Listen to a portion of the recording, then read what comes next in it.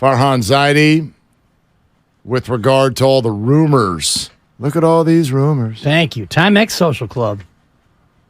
Rumors circulating on social media as the trade deadline approaches. This is definitely a reference to Scherzer and Verlander. This via the Giants Talk podcast, NBC Sports Bay Area. Sometimes those rumors are so far from being based in fact that I have to call Greg Johnson or other owners and say, we're not trading for a player with a $40 million salary behind your back, I promise you. They are super supportive, but honestly, there are times that I get worried that people are going to wonder why they're not in the loop and some of these things that just aren't accurate. But you understand that, the trade deadline, it's big industry now. There's a lot of demand for the content, and there's a lot of people in the industry talking, and there's a lot of interest, which is good for the game. But whether it's deals that are rumored that don't happen, being connected to players where there may or may not be that much truth to it, you just understand it comes with the territory. You make sure the people that need to know understand really where you are with these things. I'm glad he was not only able to clear that up, but get a signature chuckle in there for you. Yeah, I know you'll love that when he does that. I do. It's one of my favorite things. Because I think it's a little bit of a nervous tick, but I don't know if anything necessarily was funny that he said or somebody else said. No, it's Maybe not. Maybe he thought of a joke that somebody told him. I think that Farhan does it in a moment where he's sort of like very purposefully dispelling something that he hears. Let's hear it again. Listen for the chuckle from the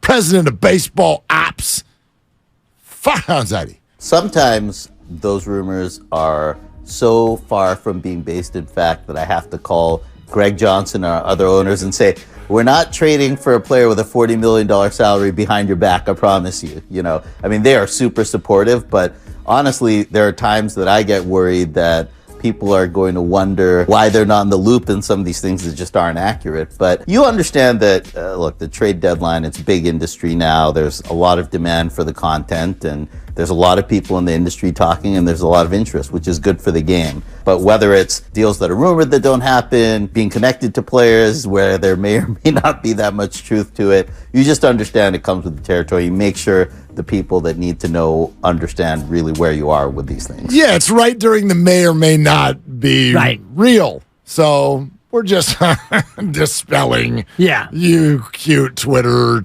people. It's great. And the fact that he has to dispel it is part of what he said in his answer. It's now big business. It's a big part of the industry, the trade deadline. And we're talking about it. And on Twitter and MLB Network and Brian Kinney on MLB Tonight and ESPN and all the rest of the outlets, everybody is beating the drum ahead of the deadline with speculation, top 10 teams who most likely to make a big deal and all the rest of it. Where will this player go? And it is good for baseball that people care about what action is going to happen at the trade deadline. And even a deadline like this one this year that didn't have much in the way of big names moving, only a couple of big names. Even though that was the way it went, it still was very exciting. Here's a little bit more from Mr. Zaidi. Let's see if we get any more chuckles.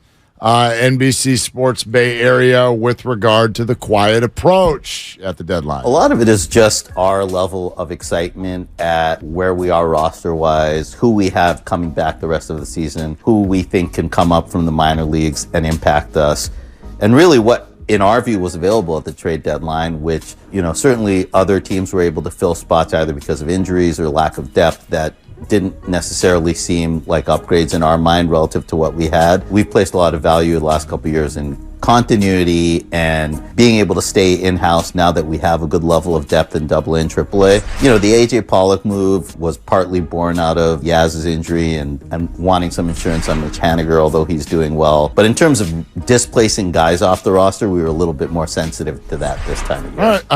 All I really heard there was, and this is kind of, I agree with this. We looked around, we saw the people we could get. We didn't think they were any better than the people we already got. And he prefers to promote from in-house, and he is more interested in continuity, which is good. And that's what they're trying to lean on. And, the A.J. Pollock move was a response to the Yaz injury, which I think is a little bit of a head-scratcher because A.J. Pollock is a guy who wasn't really wanted or needed in Seattle. And, He's come in here and played, one of 3 games? I think he was defensive replacement last night so or he's yesterday played, afternoon. in a couple games. Played a couple. Yeah, he's not the kind of we went out and got a mainstay. No. Well, it's just another body. Yeah, I think the Mariners needed to get rid of him. The Giants were fine. They didn't give up anybody for him. So yeah, they got either a player to be named or cash. Yeah. So that's kind of a nothing burger on that. But I get it. The more I think about this and read about this, and we'll go back out to the phones in a sec. So if you're holding right there, stay right there. 888-957-9570. And Kruk and Flem both indicated this yesterday, and I agree with them. It almost goes perfectly with your comment earlier about ratings. You know what I think it is a lot of times? I don't think a lot of people actually watch this team. I don't think people are actually watching what's going on. You're complaining about things that you wouldn't complain about if you actually watched the games, if you actually dialed in, if you actually really watched the decisions being made. You would understand them a whole lot better. I look at this. Do you know who Bradford Doolittle is? Never met him, but I'm familiar with his work. I know why his last name is what it is, because he does very little. Be careful over there. When it comes to watching the game. You don't know that. He wrote an article on ESPN about the trade deadline and the 5 contenders who left gaping holes.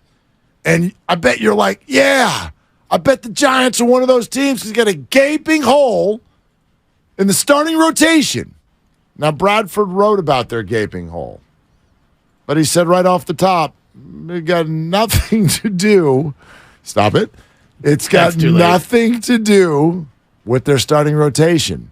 You want to know what he thinks their gaping hole is, Dibby? Hold on.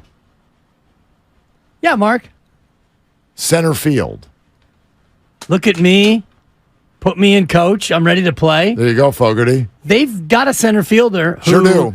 And while he's not putting up the OPS numbers he did in the minor leagues, he's 21. He's a golden retriever when it comes to flies balls in the outfield. He will track it down, and he's hit safely in about 2/3 of the games. Granted, it's a lot of 1-for-4s, but he's not been unproductive. We're not talking about Casey Schmidt at the bat. We're talking about Luis Matos, who gets at least 1 hit in almost every game. Quote, really, the problem for the Giants offense is from their outfielders in general. They move players around so much, it's hard to pinpoint who the regulars are. The Giants' team OPS from left fielders, 631, ranks dead last in the majors. Well, thanks, Brad. Let me explain that to you. First of all, the starting left fielder got hurt. Second of all, their starting left fielder often gets pinch hit for. Therefore, when that hitter comes in a good spot, gets a big hit, you don't actually get the numbers for it being a left fielder because it's a pinch hitter. You literally admit what the issue is with your prior sentence. They move players around so much, it's hard to pinpoint who the regulars are. Right. So kind of odd to then follow up by taking a shot at the regulars. And again, I'm not here to tell you the Giants' offense is great. It's not. Part of it is they need to get players back. Part of it is they do need more everyday players. And part of it is the regular that you're taking a shot at is 21 and has played about 40 games in his life. You know what I mean? Like, Brad, the article reads... He prefers Bradford. Bradford, the article's great. You're a wonderful writer. You don't watch the games. You opened up Baseball Reference and you wrote an article, but you don't see the decisions Gabe Kapler is making. And I am a huge proponent of Gabe, especially this year, not because of hand tats, burgers on IG, and, that voice that woos you. It's none of those things. It's the fact that if you're going to rip the Giants roster, you have to, in the very next sentence, compliment their manager. Because if you think they got no good players and they're 61-49, I don't know how you get there without saying the manager's doing a hell of a job. Well, he does cite the injuries in the piece. I don't know if you read through the whole thing. Oh, I did. He talks about the the injuries to Haniger. They've got nothing from Mitch Haniger with a fractured left arm in June. And he mentions Mike Yastrzemski went on the IL with a hamstring. And then he mentions that the ideal outcome would be for Matos to start to mash. Right. And if he watched the games, he would know that Luis Matos over the last 3 weeks has been restaurant quality. He's been fantastic. He's been fast food drive-through quality. No, he's been very good. He has had a lot of hits. He has been great in the outfield. He has stopped the base running mistakes largely. He's had a lot of loud outs. If you really did want to look at analytics, you'd see that Luis Matos is everything that the Giants want him to be over the last 3 to 4 weeks. And why wouldn't it go that way? Prior to that, he just got here. He's 21. He's 21. Negative defensive WAR, Mark. Great. Super. I don't have to watch the game to know that that's not a good thing. Actually, you do. You do. Negative .5 defensive WAR. Because he's thrown the ball away a couple times. Because he's unacceptable. Because he's 21. He's 21. And a half. Boy, listen, if somebody had written something like this about Trey Lance, the internet would break. Well, they're not getting a whole lot out of their superstar number 3 overall 23-year-old, are they? Not getting a whole lot out of him. Big old gaping hole at quarterback. Internet broken. Leave Luis Matos alone. Bradford, he's 21. He just got here. He's doing fine. He's fantastic. He's doing fine. I wouldn't quite say it's restaurant quality yet, but it's Last few he's weeks, like a cafe. Last few weeks. Yeah, fine. French cafe. Bistro. Croissant. Decent little spot. He's hit safely in 26 of 42 games. Yeah, but it was a little wonky out of the gate. Like a little bit, but not super wonky. Luis is at the spot where Casey hit a wall. Right? Casey came up, big fanfare, 3 weeks, unbelievable, and then oh my God, he can't hit. Luis been much more steady Eddie. And it's getting better now. Yeah, 4 for his last 22. Upward turn. But watch the games, I do, Coach. Watch the games. I'm no Bradford Doolittle. I watch the games. He's hitting the ball. Right. He's hitting the ball. He's made outs in 18 of his last 22 at-bats. I know, but if you hit a line shot at the third baseman, I'm not coming down your road. And when he catches it, what's the result? Out. Yeah, when he catches he's out. it, the other... Yes, he's out. It's an out. It's an out. That's it's a correct. line drive. That's it's a line drive out. It's a loud out. It's great. I don't see LO's loud outs in here. Well, but he's been good. But analytics do. He's been fine. Defensively, I love what he does in the outfield, and I don't have his range factors, but I watch the games, and I know that anything that's lifted into right center, left center, or deep straightaway center, he's going to get there. Yep, he covers a lot of ground. You listen to 95.7 The Game, KGMZ FM and HD1 San Francisco, always live on the free Odyssey app, Twitch, and YouTube, powered by our friends at First NorCal Credit Union. Let's go to Gary in San Ramon. Hey, Gary, what are you doing? Hey, man, I'm just sitting out here in the porch, loving this beautiful Bay Area weather, and it's not 110, so it doesn't get any better than that. Perfection. Absolutely. Just I wanted to talk a little bit about Kapler, and I've never been a fan, and anything that really involves criticism, should go directly to Farhan.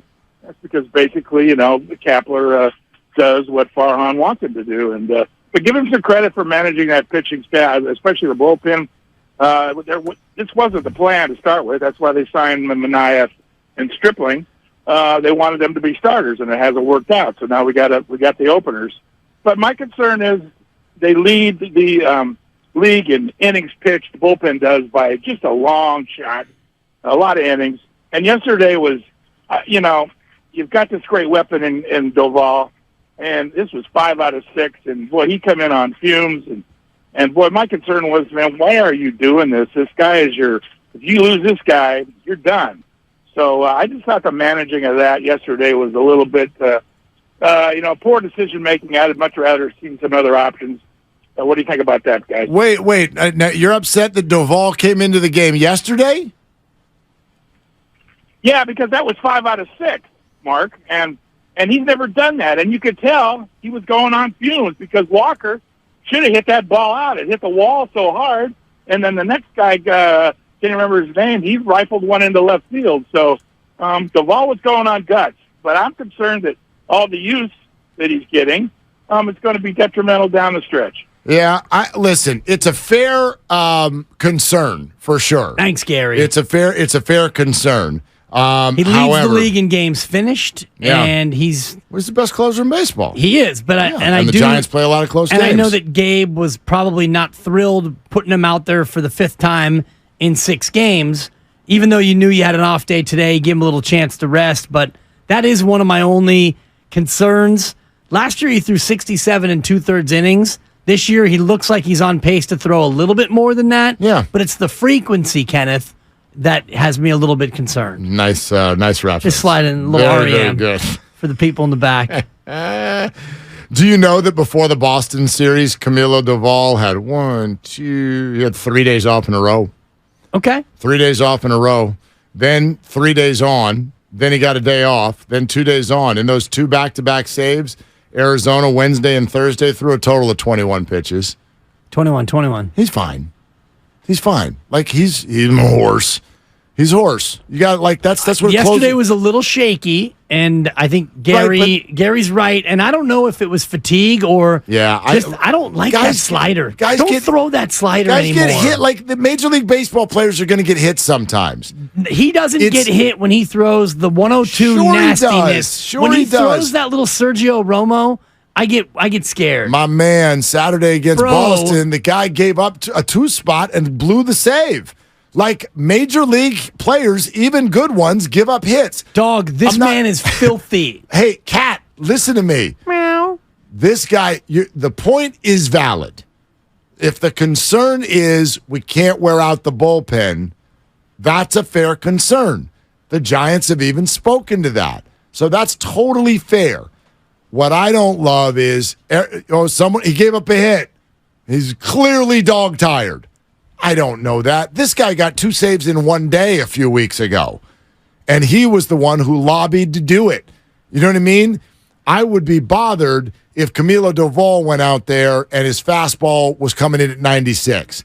Now we got a sign of fatigue, okay? But if a Major League hitter got a hold of one, then a Major League hitter got a hold of one.